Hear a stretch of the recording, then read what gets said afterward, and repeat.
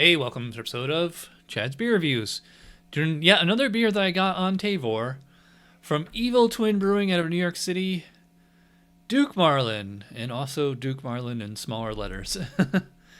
Doesn't say much about it on the can. 11.5 ABV, double dry hop, quadruple India Pale Ale. Really? It was canned on November 22nd last year. Not pouring it into the IPA glass, using that hourglass shaped glass. And it is kind of an amber, but I'm actually spilling it all over the place. Gets a pretty big head. Just give me a few seconds to mop this up here, but you know, it's been a few minutes and here you go. So I don't know if I would go as far as say like this is probably a hazy.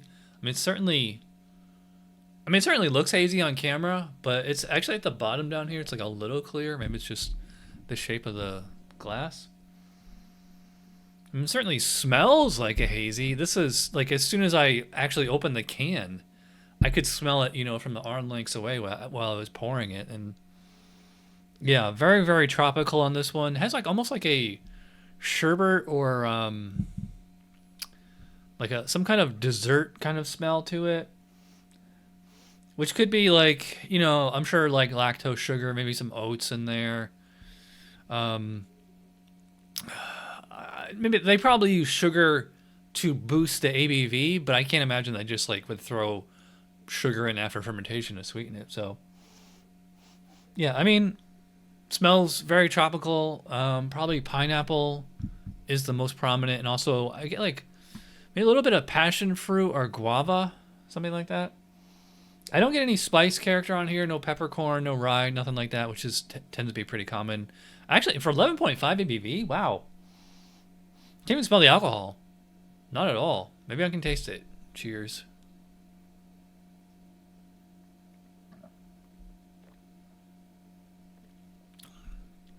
I was right. This is, it smelled sweet and it tastes sweet for an IPA. Wow.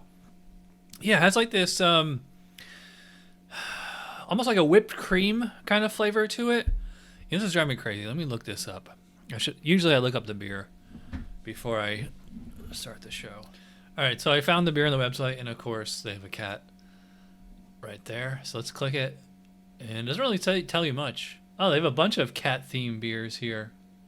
Must be the brewery mascot. Anyway, that was a nice little detour. On back to the beer.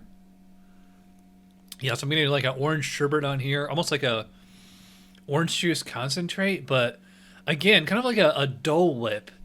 So almost, yeah, like you get like the pineapple aroma and flavor from whichever hops those are. I mean, they mentioned, was it Motueka, Comet, and I forget which ones are on here. Yeah, it was Motueka, Comet, and something else. But you know, those newfangled, probably New Zealand or West Coast hops. You know, so it's like right away I get like this kind of malty sweetness. But it's kind of like you ever had dry malt extract? It's kind of like that. Or again, kind of like whipped cream, Dole Whip. Almost like a pineapple sorbet. I think that's the word I was thinking of before. Yeah, it's like a pineapple sorbet. Yeah, it's to me it's like pineapple.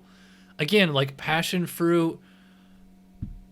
It's really not that citrusy. Like other than just like maybe like an orange sherbet ice cream or like orange juice concentrate, like frozen, or like an orange smoothie, but it's not like the taste of actual orange juice. I'm not getting citric acid on here at all. Not that you really should. Also, for 11.5 ABV, that could explain the sweetness. I mean, if you're gonna have that much ABV, you're gonna need like a lot of malt to get that much alcohol, or you're gonna need a lot of sugar to get that much alcohol.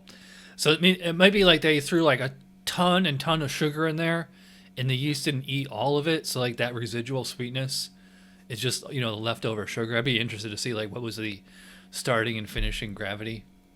Bitterness on here is like almost non-existent. Well, yeah, I mean, like for an 11.5 ABV IPA, I was expecting it to be, you know, extremely bitter, like those old school, you know, like Stone Double IPAs, Ruination, and all that stuff from 10 years ago. You know, if you had 11.5 ABV IPA back then, you'd have like over 100 IBUs. Like 𝗏𝗏𝗏𝗏 is like, I think 120 IBUs. I don't know what this is, but I would suspect it's 30 tops, maybe even lower.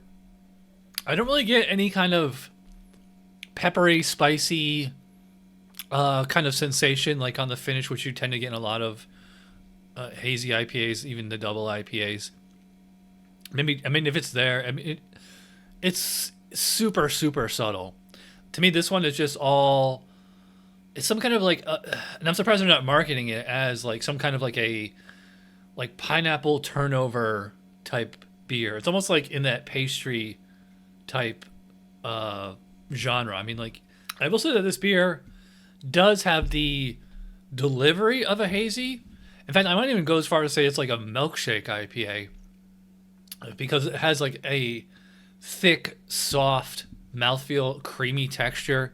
I wouldn't go as far, I wouldn't say it's crisp. It's beyond smooth. It is creamy. So yeah, even though it's not super hazy, I've seen hazier beers than this, like just that texture alone. So I'd probably put this like medium full, maybe even straight up full bodied.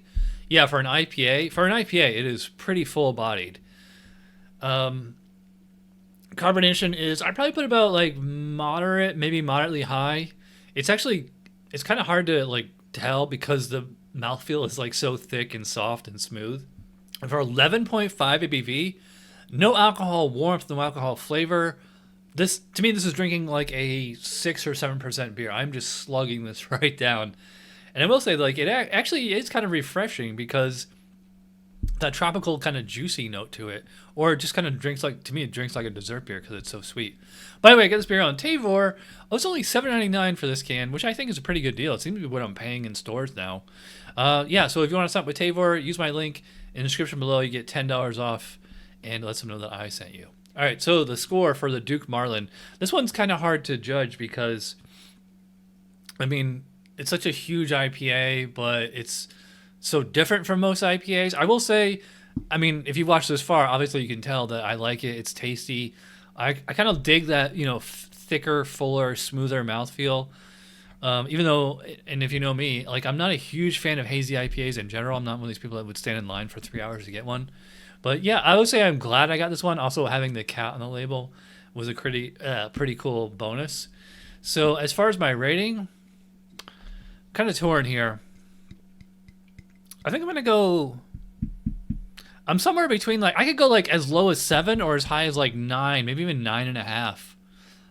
I really can't make up my mind. I think I'm gonna kind of split the difference. I think I'm gonna go 8 out of 10 on this one. It's tasty, it's fun and easy to drink. Yeah, 8 out of 10 for 𝗂𝗏𝗏. Bonus points for the cat on the label. Leo and Logan seem to like it. So if you watch all the way to the end, you know you're awesome. Thanks for watching. I will see you guys for Chad's Beer Podcast. Cheers.